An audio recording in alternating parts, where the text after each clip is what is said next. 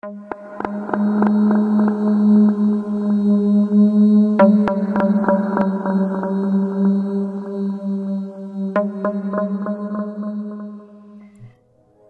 jumpa lagi nih di SCH. Maaf ya guys, soalnya baru upload karena banyak kegiatan, jadi agak tersendat uploadnya. Sekarang balik lagi di SCH part 6 yang berjudul Diikuti Pocong.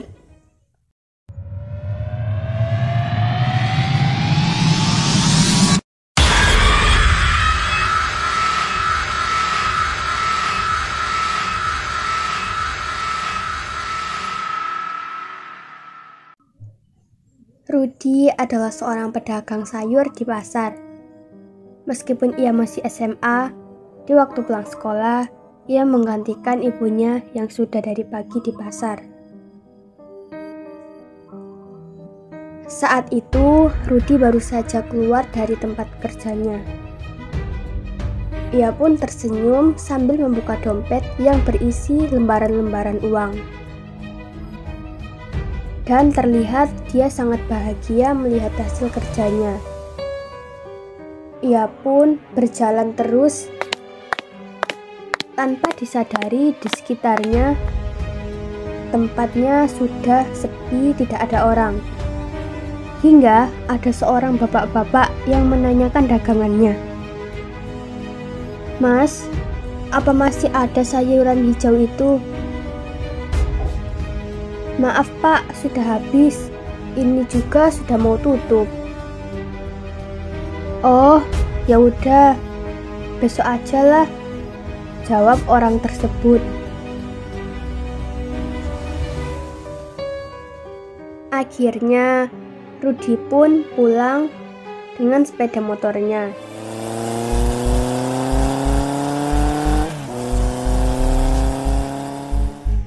"Assalamualaikum, Ibu. Ibu." "Iya, bentar," jawab ibu. "Waalaikumsalam." Rudy pun memberikan semua hasil jerih payahnya di pasar tadi. Ibu tersenyum senang. "Alhamdulillah, ini bisa buat bayar sekolahmu besok.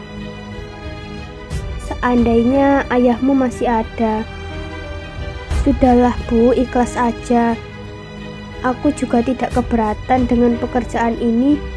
Hitung-hitung nambah pengalaman juga, berbisnis juga." Akhirnya Rudy bergegas cuci kaki dan ke kamar hendak istirahat. Pagi harinya Rudy bersiap ke sekolah, dan pulang sekolah ia menggantikan ibunya berjualan. Setelah selesai berjualan, ia berpamitan ke ibunya untuk ke rumah Dito. "Bu, habis Isya ini aku mau ke rumah Dito ya. Ada acara kumpul-kumpul sama teman-teman. Besok kan hari Minggu." "Iya, asal jangan macam-macam melakukan hal yang tidak baik-baik," jawab ibu. Pergilah Rudy, ia mengambil motornya. Ia melajukan motornya agak kencang menuju rumah Dito. Karena takut teman-teman lainnya menunggu. Setelah sampai di rumah Dito, ia tidak hanya melihat Dito, tapi dua teman lainnya sudah datang di rumah Dito. Arya berseloroh, "Ruth, kok lama banget? Aku dari tadi di sini, sudah setengah jam yang lalu." "Iya nih, aku agak telat. Tadi aku harus bersih-bersih dulu," jawab Rudy. Mereka bercengkraman, membahas apa saja yang menurut mereka bagus untuk diperbincangkan.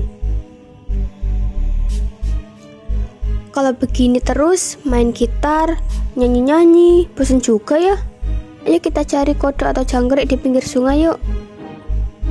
Nanti bisa kita jual ke Pak Deku. Lumayan loh harganya. Tinggi, ucap Arya. Kamu ini ada-ada aja. Tapi asik juga kali nangkap kodok atau jangkrik malam-malam begini. Ya udah, gas yuk, jawab Dito. Oh alah, ikut juga aku. Kalian ini, kita kan satu geng. Ya udah, ikutlah, jawab Rudy. Akhirnya mereka berlima berjalan menuju sungai. Tapi Arya bilang lagi, tapi gimana kalau kita ke pemakaman? Di sana banyak kodok dan jangkrik. Kalau kalian mau. Kau ini apalagi? Ya udah, emangnya takut gitu? Ledek Dito. Rudy dan yang lain dari tadi mendengar, hanya mengikuti kemauan teman-temannya. Dengan mengarahkan ke center masing-masing, mereka pun mencari buruan mereka, kodok dan jangkrik. Tiba-tiba, mata Rudy melihat seekor jangkrik yang gemuk dan suaranya bagus. Ah, aku dapat ini, ucap Rudy dalam hati. Akan kupelihara sendiri yang satu ini. Mereka pun asik mencari hingga salah satu dari mereka mengingatkan agar berhati-hati, jangan sampai menginjak-injak makam. Dengan hati-hati, mereka menyisir area pemakaman dan satu persatu dari mereka mendapatkan apa yang mereka cari. Sedang Rudy yang dari tadi mencari jangkrik terus mencari. Ia mengikuti arah kemana jangkrik itu melompat. Hingga akhirnya jangkrik itu berhenti di bebatuan makam. Dan Rudy pun membongkar satu persatu batu yang menghalangi jangkrik. Hingga sebuah batu besar ia geser dan mendapat jangkrik itu bersembunyi di sana. Dan Rudy pun mendapatkan kesialan. Kakinya tersandung sebuah nisan dan ia pun jatuh. Jangkrik itu lari melompat ke sana kemari, hingga Rudy tak memperdulikan arah langkah kakinya. Hingga ia menginjak-injak makam yang ada dalam pikirannya hanya mendapatkan jangkrik tersebut. Akhirnya ia mendapatkan jangkrik tersebut.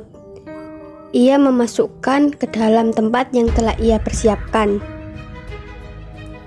Namun, Rudy kaget ketika mendapati beberapa nisan telah berserakan. Beberapa makam pun nyaris rusak karena terinjak olehnya. Tapi, Rudy tidak mempedulikannya. Ia berusaha mencari buruannya agar ia mendapat lebih banyak.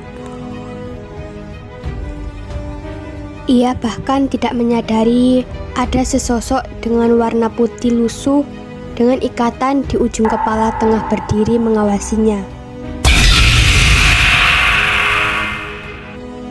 Mereka pun pulang ke tempat Dito dengan hati riang. Mereka pun mengumpulkan semua buruannya ke dalam kaleng untuk dijadikan satu. Tak terasa jam 1 malam, di beranda rumah mereka bersantai. Tiba-tiba Arya mendengar suara erangan, entah itu dari hewan atau yang lain. Dan juga ia mencium bau busuk seperti bau bangkai yang menyengat. Sementara Dito melihat ke arah sekitar. Ia melihat sebuah ikatan di atas kepala dan ia yakini itu adalah pocong. Awalnya dia masih tak percaya dengan apa yang ia lihat. Ia pun mengambil senter dan ia arahkan ke tempat itu hingga ia melihat dengan jelas sosok kepala pocong muncul di balik dinding rumah. Dengan wajah ketakutan, ia hanya bisa menunjuk-nunjuk ke satu tempat tersebut tanpa bisa berkata apa-apa. Teman-temannya, Arsya, Rudi, dan teman satunya lagi penasaran hingga Arya menepuk Dito dan Dito langsung berteriak, "Pocong!" Tapi sosok tersebut menghilang. Dan tiba-tiba terdengar suara erangan dari sudut yang lain. Mereka berempat pun menoleh ke arah suara erangan tersebut. Dan sosok pocong berdiri dengan jelas menatap mereka. Mereka pun berlari masuk ke dalam rumah.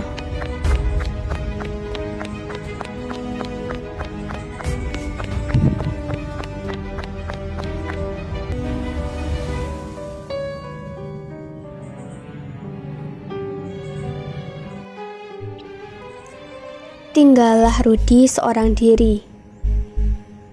Dia berdiri dan tertegun ketakutan. Dengan senegap tenaga, dia lari masuk ke dalam rumah.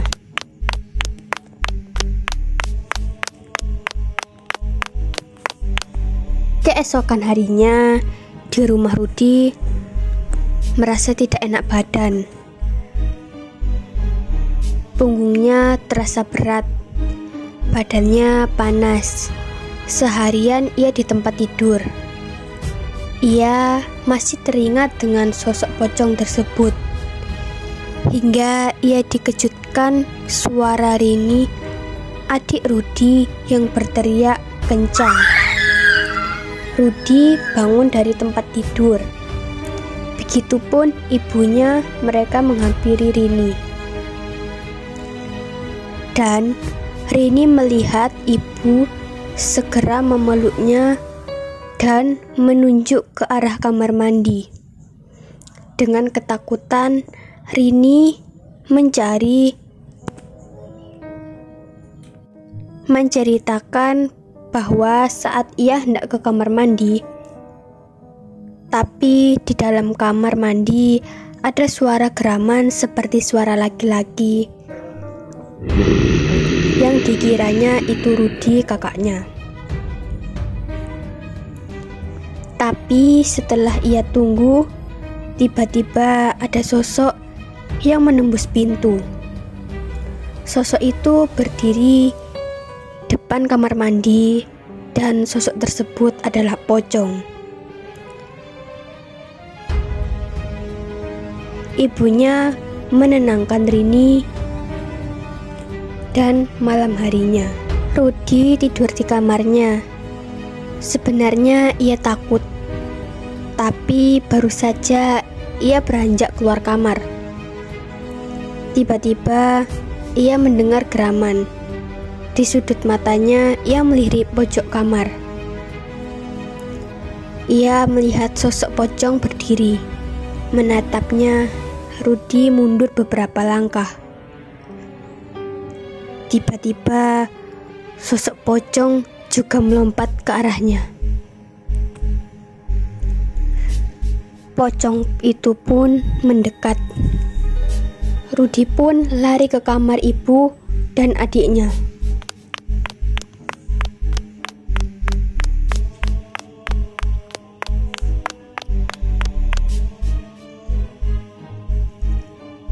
Ia melihat di kamar tersebut, di atas ranjang, bukan ibu dan adiknya, tapi dua pocong yang tidur di atas ranjang.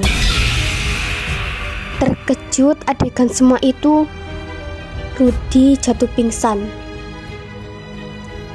Setelah itu, ia terbangun dan di sampingnya ada ibu dan adik Rudy. Ibu meminta Rudy bercerita apa sebenarnya yang terjadi. Rudy pun menceritakan kejadian dari makam kemarin malam.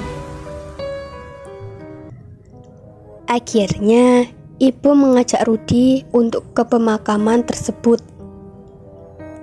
Ia dan ibu memperbaiki dan menata kembali batu-batu dan nisan yang berserakan.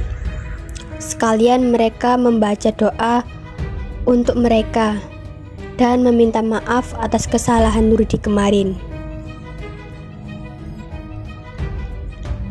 Dan akhirnya Rudy pun kembali lagi seperti semula. Oke teman-teman, sekian SCH kali ini.